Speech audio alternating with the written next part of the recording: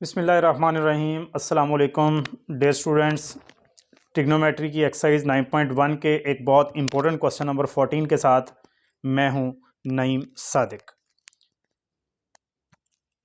हम previous 2 lectures में इस एक्सरसाइज के पहले 13 क्वेश्चंस तक सॉल्व कर चुके हैं। तो आज इस एक्सरसाइज के लास्ट लेक्चर को स्टार्ट करते हैं क्वेश्चन नंबर 14 से। तो स्टेटमेंट स्टूडेंट्स आप लोगों के बिल्कुल सामने, स्टेटमेंट पे गौर करें। Show that area of sector, तो बात हो रही है एरिया ऑफ सेक्टर की। तो show that area of sector of a circular region, एक सर्कुलर रीजन है तो ये मैंने एक सर्कुलर रीजन बनाया, यानी एक पूरा सर्कल बनाया, और ये BOC, ये रेड कलर में जो आप लोगों को दिखाई दे रहा है, ये इसका सेक्टर है।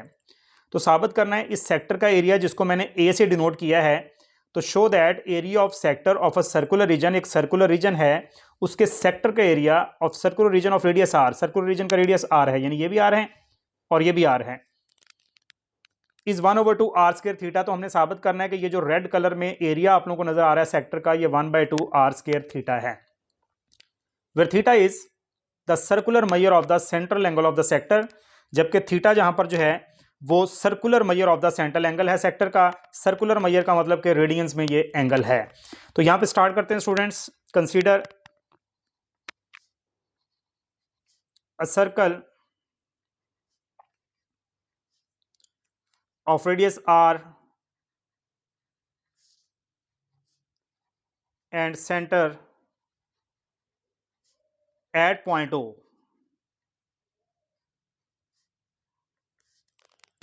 ये थोड़ी सी इंग्लिश हमें लिख देनी चाहिए, अच्छी होती है। From figure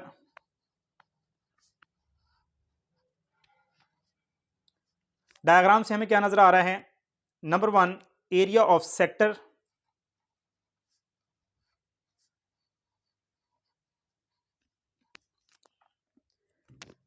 it is equal to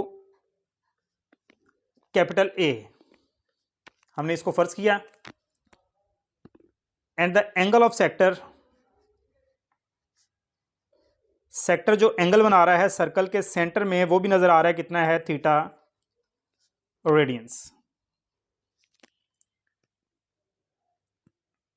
now दूसरी चीज हमारे पास सर्कल है। As we know that area of circle या सर्कुलर रीजन, सर्कुलर रीजन भी लिख सकते हैं स्टूडेंट्स। तो area of circle is always equal to pi R square. Students, circle का area is always equal to pi into R square, and the angle of circle, circle का angle कितना होता है? एक पूरा चक्कर जब कटता है तो हम पढ़ चुके हैं रेडियंस में, it is equal to 2 pi radians. तो टेकिंग रेशो,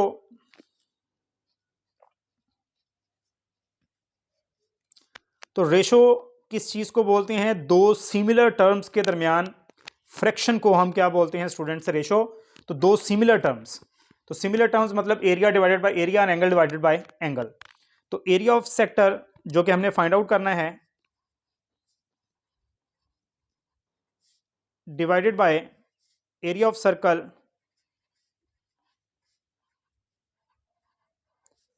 इसकी ratio angle of sector divided by angle of circle, ये इनकी रेशो ली। रेशो इक्वल होती है इनकी, क्योंकि ये डायरेक्टली प्रोपोर्शनल होते हैं, सेक्टर का एरिया एंगल के डायरेक्टली प्रोपोर्शनल होता है। तो वैल्यूज पुट की, ए डिवाइडेड बाय सर्कल का area pi into R square, angle of sector is theta radians, while angle of circle is 2 pi radians. Area sector का हमने prove करना है, तो पाई आर स्क्वायर इक्वल के उस साइड पे जाके मल्टीप्लाई होगा, तो theta divided by 2 pi multiply pi R square, तो पाई पाई से कैंसिल हुआ। तो डे स्टूडेंट्स, एरिया हमारे पास क्या बना? ये जो नीचे 2 नजर आ रहा है इसको 1/2 लिखेंगे, और आर स्क्वायर भी नजर आ रहा है हमें, और थीटा भी नजर आ रहा है, तो 1/2 आर स्क्वायर थीटा। और अगर हम स्टेटमेंट पर गौर करें तो उसने हमें यही बात कही है बिल्कुल, कि prove that the area of sector of circular region is 1/2 R square theta. Show that area of sector of circular region of radius R is 1/2 R square theta. तो लिहाजा ये हमने साबित कर दिया, तो यही इसका आंसर था। तो हैंस प्रूव्ड यहाँ पे लिखते हैं, तो आई होप आप लोगों को ये समझ आ गई होगी। नेक्स्ट क्वेश्चन नंबर 15 की तरफ चलते हैं। तो स्टूडेंट्स क्वेश्चन नंबर 15 की स्टेटमेंट को समझते हैं, जिसमें वो कह रहा है 2 cities A and B lie on the equator।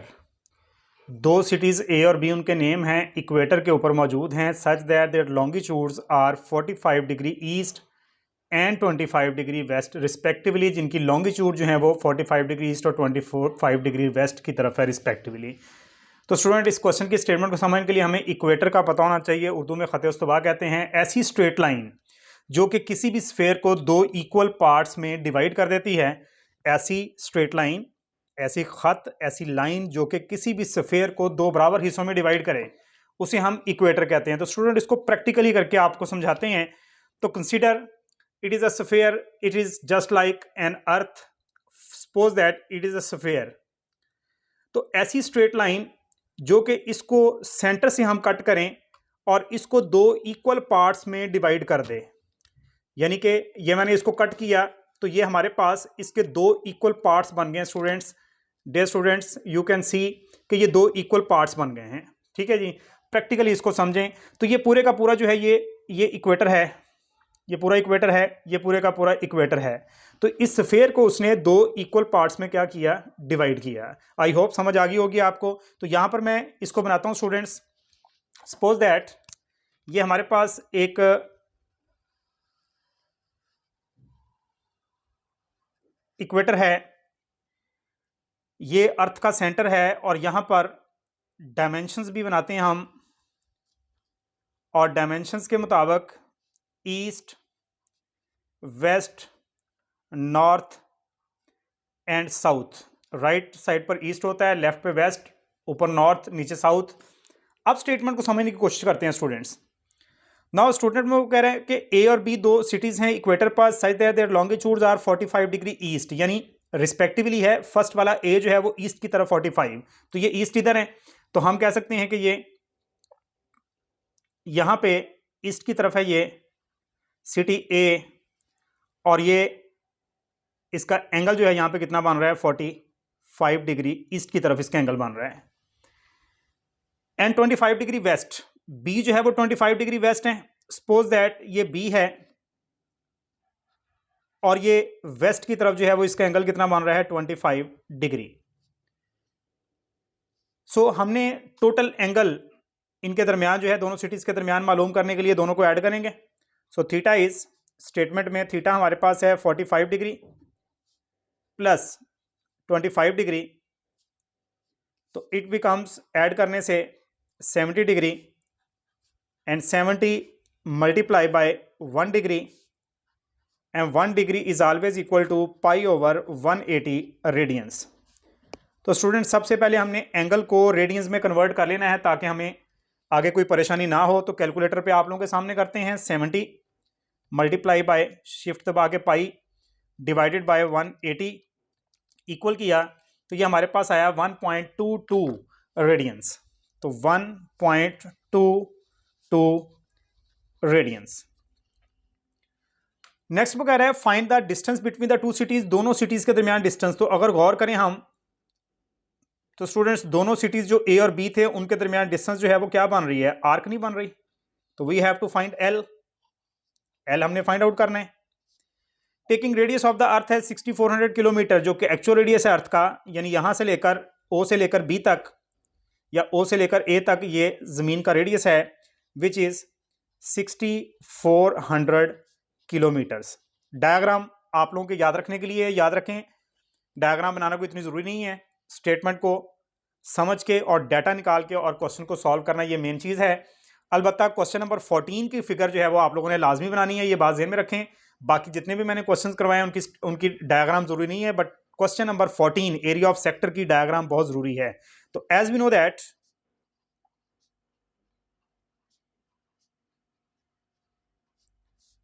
L is equal to R theta, तो यहां पर इसको रीअरेंज करते हैं स्टूडेंट्स। हमने फाइंड करना है, बल्कि एल ही फाइंड करना है, रीअरेंज करने की कोई जरूरत नहीं है। आर की जगह पर हमारे पास आया 6400 किलोमीटर्स एंड थीटा इज 1.22। तो दोनों को मल्टीप्लाई करते हैं आप लोगों के सामने कैलकुलेटर में। तो ये बना 6400 मल्टीप्लाई 1.22 इक्वल्स 7808। तो इट बिकम 7808 किलोमीटर्स अप्रॉक्सीमेटली दोनों के दरमियान। जब अर्थ मून यानी किसी भी सन अर्थ मून की जिक्र आएगा तो जो भी वैल्यू हम कैलकुलेट करेंगे दैट विल बी अप्रॉक्सीमेटली। तो ये स्टूडेंट्स क्वेश्चन नंबर 15 था। उम्मीद है आप लोगों को ये बिल्कुल क्लियर हो गया होगा। क्वेश्चन नंबर 16 पे आते हैं। क्वेश्चन नंबर 16 की statement, the moon subtends an angle of 0.5 degree. चांद 0.5 डिग्री एंगल बना रहा है at the I of an observer on earth, जमीन पर खड़े हुए एक ऑब्जर्वर की आंख के साथ। जमीन पर खड़ा कोई शख्स जो है वो सूरज को देख रहा है, सॉरी चांद को देख रहा है, मून को देख रहा है, और एंगल उसका जो बन रहा है फुल मून उसे नजर आ रहा है, तो 0.5 डिग्री एंगल बन रहा है। इसको स्टूडेंट रेडियंस में कन्वर्ट करते हैं तो 0.5 into 1 degree, 1 degree is equal to pi divided by 180 radians. Statement को समझना यहाँ पे कोई इतना सॉरी डायग्राम बनाना यहाँ पे कोई इतना ज़रूरी नहीं है। तो कैलकुलेटर से कैलकुलेशन करते हैं। 0.5 multiply pi divided by 180 and it is 0.0087 0.0087 radians and so on भी है, जिसको मैंने राउंड ऑफ किया। The distance of the moon from the earth is this. चांद और जमीन के दरमियान फासला इतना है, चूंकि मून रिवॉल्व कर रहा है जमीन के गिर्द, सो दोनों के दरमियान डिस्टेंस जो है वो रेडियस बनेगा 3.844 10⁻⁵ किलोमीटर अप्रॉक्सीमेटली। मतलब अगर यहाँ पे बना भी दिया जाए तो फॉर एग्जांपल ये अर्थ है और ये छोटा सा मून है, इसे मैं ई लिखता हूँ, इसे मैं एम लिखता हूँ। तो चांद चूंकि रिवॉल्व कर रहा है around the earth, so distance जो है वो जो अर्थ और उसके दरमियान है that will be the radius. ठीक है जी। तो what is the length of diameter of the moon. चांद पूरा नजर आ रहा है उस शख्स को, तो उसके डायमीटर की लेंथ मालूम करनी है, यानी एल हमने फाइंड आउट करना है। डायमीटर अप्रोक्सीमेटली एल के इक्वल ही होता है। तो as we know that L is equal to R theta.